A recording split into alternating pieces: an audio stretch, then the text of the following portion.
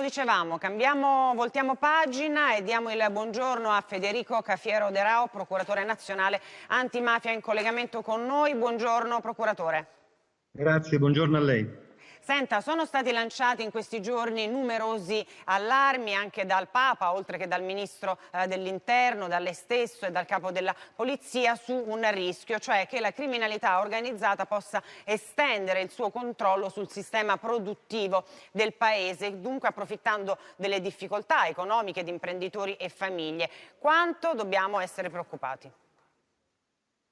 La preoccupazione è sicuramente alta perché dobbiamo pensare che le mafie hanno un unico problema, quello di investire le ricchezze di cui dispongono, e sono ricchezze veramente enormi. È evidente che quindi sono pronte a investire nei vari settori quelli che più rappresentano opportunità economiche. E d'altro canto l'esperienza ci dimostra che laddove c'è stata un'esigenza edilizia, quindi di costruzione di abitazioni, ricordiamo negli anni '80 Rosario Spatola, costruttore mafioso con oltre 400 operai, pensiamo a Cutro, l'organizzazione camorrista che nel periodo del post-terremoto tese all'acquisizione di appalti e finì per concentrare il proprio interesse sulle imprese. Pensiamo alle organizzazioni della nuova famiglia, laddove si organizzarono ancora consorzi per il calcestruzzo, per gli inerti, per le cave. Una grande organizzazione, pensiamo all'emergenza rifiuti,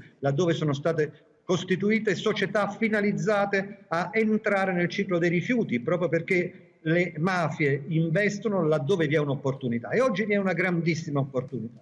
Soprattutto il pericolo maggiore è che in un momento di grave difficoltà economica le imprese possono ricorrere al credito parallelo, al credito cioè mafioso, perché le mafie hanno bisogno di nascondere il proprio denaro. Signor Procuratore, intanto complimenti per il lavoro che sta e che state facendo. Ci dice in breve quali situazioni e quali settori sono maggiormente a rischio in questo preciso momento?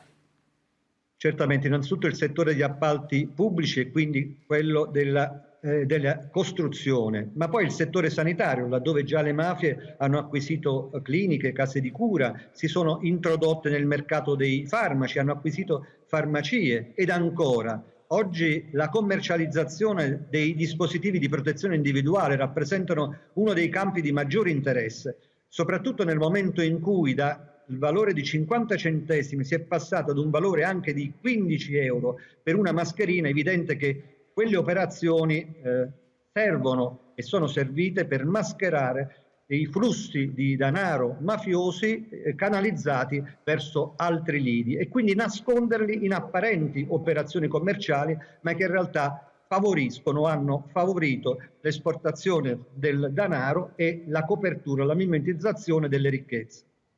Senta procuratore, la necessità di far ripartire rapidamente il Paese facilitando gli appalti e riattivando le opere pubbliche, le necessità di aiuti a famiglie e imprese sembrano il terreno fertile, perfetto per le mafie. Allora secondo lei ci sono abbastanza forze in campo per contrastare questa attività mafiosa? Le forze in campo ci sono, e che ancora non sono previsti controlli, perché la legislazione antimafia e quindi quel che riguarda la documentazione antimafia, quindi l'interdittiva e tutto ciò che in qualche modo chiama in campo i soggetti che dovrebbero controllare, non sono messi ancora in condizione di intervenire. Personalmente ho fatto diverse proposte, fra queste quelle di rappresentare per ogni impresa la sua costituzione, quindi il titolare, il direttore generale, tutti coloro che sono preposti o svolgono altre funzioni, e per le società la composizione delle società è fondamentale, e l'inoltro di tutti questi dati alle prefetture perché possano controllare con le loro banche dati e della documentazione antimafia qual è effettivamente lo stato di quell'impresa. Non solo, altrettanto farlo verso la Direzione Nazionale Antimafia e Terrorismo, che potrebbe inserire tutti questi dati nel suo frullatore della banca dati, che è una banca dati che funziona dal 1992 e che quindi raccoglie gli elementi di tutti i procedimenti penali per mafia che sono stati da allora instaurati, per cui è una ricchezza di dati enorme e raffrontare questi dati sarebbe utilissimo, oltre che un intervento della Guardia di Finanza che con le proprie banche dati può esplicare una verifica anche molto ampia. Con la Direzione Nazionale interverrebbe la DIA, sono due organismi che sono stati creati da Giovanni Falcone proprio per contrastare le mafie. Non chiamare questi organismi in un momento come questo, per la verità, mi lascia perplesso. Lo lascia perplesso, però per capire quanto sia alta la pericolosità delle mafie, noi guardiamo insieme questo servizio che è stato girato a Reggio Calabria, il servizio di Marco Vignodelli e la regia di Alessandro Perozzi.